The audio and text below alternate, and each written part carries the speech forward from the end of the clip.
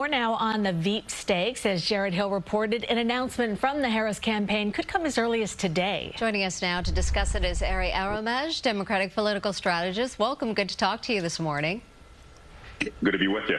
So we know Harris interviewed Arizona Senator Mark Kelly, Minnesota governor, as well as the Pennsylvania governor. Who do you think she is choosing and why? Just looking at the short list should give us some clues. There are 5 governors and a senator, so she's more inclined towards getting somebody with some executive experience. They're all men, so you can see that they're all men in their 40s, 50s, they're younger. This is exactly the opposite of a Biden-Harris ticket.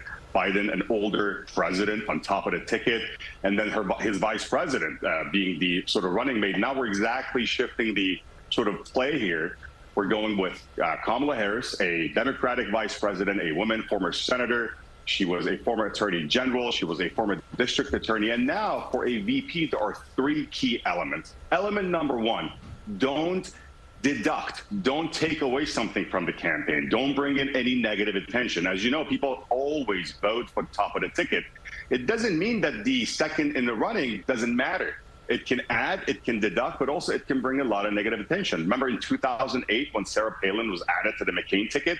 It generated a lot of enthusiasm until Sarah Palin became a more known commodity to the voters, and people started asking real questions. The same goes on and on and on, for instance, for Dan Quayle, Vice President Dan Quayle, and President George Bush, and so on and so forth. Second, there are key battleground states that matter. Pennsylvania, Michigan, Wisconsin, Arizona, Georgia. You see some of these names in the running are from those states or from neighboring states that matter a great deal. And thirdly, which is really important, you gotta uplift the base. Democratic enthusiasm has been on the rise the past few weeks, the past few days, especially since Kamala Harris decided to throw her hat in the ring and President Biden withdrew. So given these 3 factors, again, I think more likely than not, it would be a governor, not a senator, although Senator Kelly is a great candidate, would make a great candidate, and would bring a lot of weight to Arizona.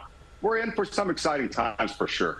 So what are some of the positive and negatives of those 3 possible running mates that we mentioned? Well, you look at Pennsylvania, for instance, Governor Shapiro is quite popular, but he hasn't had a whole host of executive experience. Again, he's done a good job as governor. He won an election in Pennsylvania, which is a very important state. You're looking at Mark Kelly, for instance, senator from Arizona. Well, he's got quite a legislative, paper trail behind him. When you pick somebody from the legislative branch, people can attack their record by saying, you voted for this package. There's 1 line or 2 lines that may not be all that positive in a bill that is hundreds of pages. If you look back to our, sort of political history, you see that in the past 50, 60 years, most elected presidents were not necessarily from the executive branch. I think until Barack Obama was elected, almost all of them came from the executive. You had Bill Clinton, he was a governor. You had George Bush, who was a governor. VP Bush. Reagan was former governor of California. You go back. Carter was a governor. You go back. So they had an advantage. They had a sort of advantage there. So that's the issue with Mark Kelly. Going back to Andy Beshear, Kentucky is really not in play. Although Governor Beshear is very popular, he is young, he's enthusiastic, he's got a beautiful family.